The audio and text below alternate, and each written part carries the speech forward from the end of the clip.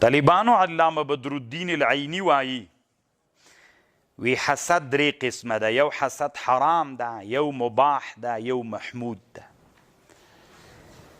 حرام حسد هغه ده چې هغه محسود ده، الله یو نعمت پې کړی ده، د هغه د نعمت د زوال تمنا لري او وایي چې الله پاکه له محسود نه حاسد ته را منتقل کې.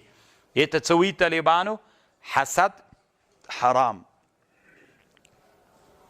او بل طالبانو دا خو حسد سو، او یو طالبانو حسد مباح ده، یو محمود د طالبانو. خو دا محمود دا غبطه د طالبانو اصل کې حسد نه ده.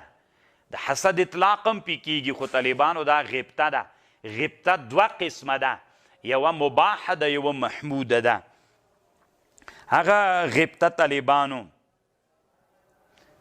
چې ته یې داسې غواړې چې الله پاکه په هغه د نعمت کړی ماته هم راکوي، که دا په امورو د دنیا کې و طالبانو دا مباح دی. الله هغه طریقه ځواني ورکړي ماته هم راکړي، الله هغه طریقه ښځه ورکړي ماته هم راکړي، هغه طریقه موټر ورکړي ماته هم راکړي. دا طالبانو غبطه په امور دنیویو کې ده. د زوال غوښتنه یې نه کوي، هغه ته دې ورکړي ماته هم راکوي، بس څوک سو ده. د طالبانو مباحه سوله.